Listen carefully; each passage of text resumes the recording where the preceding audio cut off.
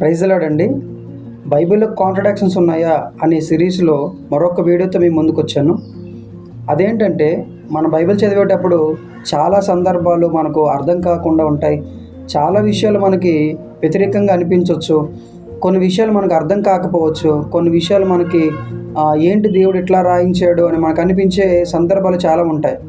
బైబిల్లో కాంట్రడిక్షన్స్ ఉన్నాయా అంటే ఒక దగ్గర ఒకలాగా చెప్పి ఇంకొక దగ్గర ఇంకొకలాగా చెప్తాడు ఈ దేవుడు అనేలాంటి సందర్భాలు మనకు అనిపించేవి మనకి తెలియలేకపోవచ్చు. కానీ ఇప్పుడు చాలామంది బైబిల్ పైన చాలా రకాలుగా తప్పుడు ప్రచారం చేస్తున్నారు కాబట్టి మనకు కొంతైనా తెలుసుకోవాల్సిన బాధ్యత మన పైన ఉంది. కాబట్టి ఈ విషయాలు మనం తెలుసుకుంటే రేపు పొద్దున్న ఎవరైనా మనకు అడిగినా క్వశ్చన్స్ వేసినా మనము దాని గురించి పర్ఫెక్ట్గా చెప్పొచ్చు.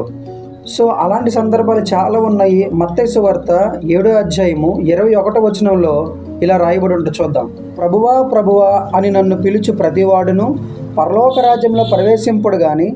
మత్తయి సువార్త 7వ అధ్యాయము 21వ వచనంలో ఏమనుందంటే, ప్రభువా ప్రభువా అని నన్ను ఎవరైనా పిలిస్తే పరలోక రాజ్యం రాడు కానీ తాడని యేసు ప్రభు అని స్వయంగా చెప్పారు.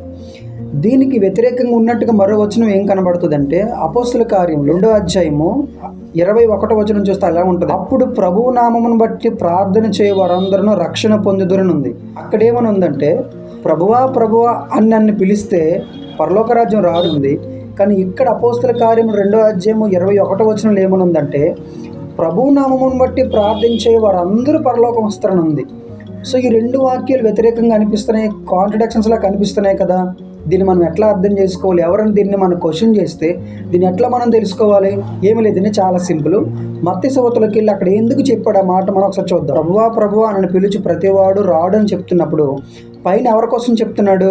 15వ వచనం, అబద్ధ ప్రవక్తలను గురించి జాగ్రత్త పరుడి, వారు గొర్రె చర్మములో వేసుకుని మీ యొద్దకు ఒత్తురు కానీ లోపల వారు క్రూరమైన తోడేళ్ళు, వారి ఫలముల వలన మీరు వారిని తెలుసుకొందురు అని యేసు ప్రభు వారు అబద్ధ ప్రవక్తల గురించి మాట్లాడుకుంటూ వాళ్ళని మీరు ఎలా తెలుసుకుంటారంటే వాళ్ళకున్న ఫలాన్ని బట్టి, వాళ్ళ యొక్క క్రియలను బట్టి, వారి యొక్క నడవడికను బట్టి మీరు తెలుసుకుంటారు అని చెప్పి కిందకు అలా వస్తూ ఏం చెప్తాడంటే 9, మంచి ఫలములు ఫలింపిన ప్రతి చెట్టు నరకబడి అగ్నిలో వేయబడును కాబట్టి మీరు వారి ఫలముల వలన వారిని తెలుసుకొందురు అన్నాడు. సో విశ్వాసులకి చెప్తున్న మాట ఏంటంటే, అబద్ధ ప్రవక్తలు మనం ఎట్లా పసిగట్టాలి, వాళ్ళ కోసం చెప్తున్న మాట అంటే, ప్రభువా ప్రభువా అని నన్ను పిలుచు ప్రతివాడు పరలోక రాజ్యంలో రాడు అని చెప్తున్నాడు. సో ఇక్కడ దేవుడు మాట్లాడుతుంది అబద్ధ ప్రవక్తల కోసం మాట్లాడుతున్నాడు.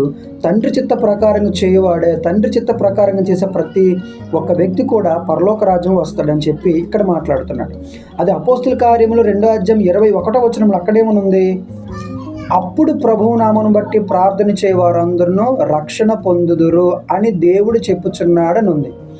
ఇక్కడ అపోస్తుల కార్యంలో జరుగుతున్న సందర్భం ఏంటంటే, పేతురు గారు అక్కడ యోవేలు గ్రంథంలో చెప్పబడిన మాట ఇక్కడ నెరవేరుతుంది అని చెప్పి ఆ మాటని యేసు ప్రభు వారికి ఆపాదిస్తున్నాడు. యోవేలు గ్రంథము 2వ అధ్యాయము 32వ వచనం చివరి లైన్లో ఇలా ఉంది, యెహోవా నామమును బట్టి ప్రార్థన చేయవారందరూ రక్షణ పొందుదురు అని అపోస్తుల కార్యంలో 2వ అధ్యాయంలో అక్కడ పేతురు గారు ఆ మాట కోడ్ చేస్తున్నారు. అంటే అక్కడ ప్రభు అని రాయబడింది, ఇక్కడ యెహోవా అని రాయబడింది. ఈ మాట యేసు ప్రభు కోసం వాడబడింది. ఆయన నామములో మనం ప్రార్థన చేయాలి. వారు ప్రభు నామమును బట్టి ఎవరైతే ప్రార్థన చేస్తూ ఉంటారో వారు విశ్వాసులైన సేవకులని ఎవరైనా సరే అందరూ ఆయన నామమును బట్టి రక్షణ పొందుతారు కాబట్టి పరలోక రాజ్యంలో ఖచ్చితంగా వెళ్తారని అక్కడ మాట చెప్పబడింది.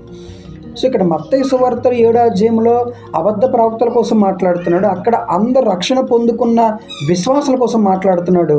సో ఇక్కడ మనకి కాంట్రడిక్షన్స్లా కనిపించవచ్చు, కానీ అక్కడ సందర్భం వేరు, ఇక్కడ సందర్భం వేరు. మనం అర్థం చేసుకొని చదివితే దేవుని వాక్యం మనకి ఎంతో బాగా అర్థమవుతుంది. కాబట్టి బైబిల్ ఎక్కడ కాంట్రడిక్షన్స్ ఉండవు.